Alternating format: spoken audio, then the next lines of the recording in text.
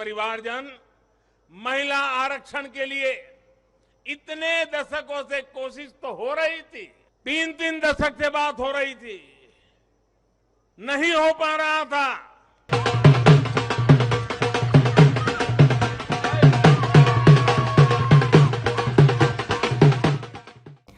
महिला आरक्षण बिल क्या पीएम मोदी का नया जुमला साबित होगा, क्योंकि इसमें कई आधी अधूरी बातें हैं।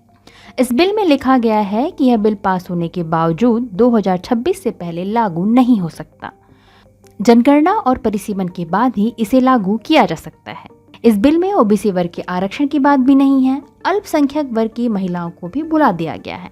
तो क्या मोदी जी चुनाव के पहले एक बार फिर से महिलाओं को झुंझुना दिखाकर ललचाना चाह रहे हैं? 27 साल पहले भी यह बिल इंट्रोड्यूस हुआ था 1996 में। तब देवे गौड़ा जी की सरकार थी। उस समय देवे गौड़ा की सरकार उतनी स्टेबल नहीं थी और यह बिल पास नहीं हो सका था। फिर 2010 में यूपीए की सरकार इस बिल को फिर से लेकर आई। किसी भी बिल को अधिनियम बनने के लिए लोकसभा और राज्यसभा से पारित होना आवश्यक है और इस पर राष्ट्रपति के हस्ताक्षर होने चाहिए। 2008 में यूपीए की सरकार राज्यसभा में महिला आरक्षण बिल लेकर आई थी। फिर मई 2008 में राज्यसभा से इसे स्टैंडिंग कमेटी को भेजा गया था। स्टैंडिंग कमेटी ने दिसंबर 2009 में अपनी रिपोर्ट सौंपी और फिर मई 2010 में यह बिल राज्यसभा में पास भी हो गया। लेकिन तब यूपीए की सरकार गठबंधन की सरकार थी और कांग्रेस को पूर्ण समर्थन नहीं मिल पाया था और यह बिल लटक कर रह गया और लोकसभा से पारित नहीं हो सका। आज मोदी जी ने अपने भाषण में खुद माना और वो कहते नजर आए कि 3 दशकों से महिला आरक्षण बिल की बात हो रही है, लेकिन यह हो नहीं पा रहा था। और उन्होंने खुद माना क्योंकि उनकी सरकार पूर्ण बहुमत में है, इसलिए यह बिल पास हो पाया। 3-3 दशक से बात हो रही थी, नहीं हो पा रहा था। आज ये संभव हुआ है। एक पूर्ण बहुमत वाली मजबूत और स्थिर बनाई सरकार बनाई और उसी का कारण है।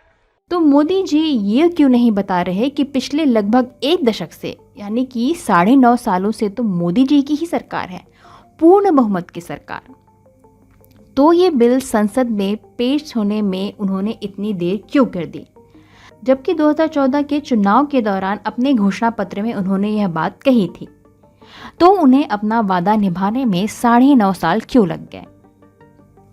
इस बिल के जरिए कहा जा रहा है कि लोकसभा और राज्यसभा में 33% सीट महिलाओं के लिए आरक्षित हो जाएगी, लेकिन यह नहीं बताया जा रहा है कि पारित होने के बाद यह कब लागू होगा, इसमें कितना समय लगेगा। इस बिल को नारी शक्ति वंदन अधिनियम नाम दिया गया है। तो क्या यह बिल महिलाओं का समर्थन प्राप्त करने का केवल एक जुमला मात्र है? क्योंकि इस बिल को जनगणना और परिसीमन के साथ जोड़ दिया गया है, जो अपने आप में एक बहुत लंबी प्रक्रिया है। 2021 में भारत में जनगणना हो जानी थी, लेकिन पेंडेमिक की वजह से यहाँ पे जनगणना नहीं हो पाई। लेकिन ब्रिटेन जैसे देशों में जनगणना हो गई। अब G20 देशों में केवल मात्र एक भारत ऐसा देश है जहाँ जनगणना अब तक नहीं हो पाई है और यह भी नहीं क्लियर किया जा रहा है कि जनगणना कब होगी, क्योंकि बिना जनगणना बिना परिसीमन के यह बिल लागू नहीं हो सकता। तो मोदी जी ने एक तरीके से खुद अपनी कमी बता दी कि पूर्ण बहुमत में होने के बाद भी हम यह बिल लेकर नहीं आए। लेकिन गोदी मीडिया उनसे सवाल नहीं करेगी कि क्यों नहीं लेकर आए। 2019 में भी एक बिल पूर्ण बहुमत से पास हुआ था, नागरिक संहिता अधिनियम, जो आज तक लागू नहीं हो पाया है। अब देखना यह है कि नारी शक्ति वंदन अधिनियम का क्या होता है। क्या वह भी केवल चुनावी सरगर्मी पैदा करने के लिए एक जुमला मात्र है? नमस्कार, हिंदुस्तान जिंदाबाद।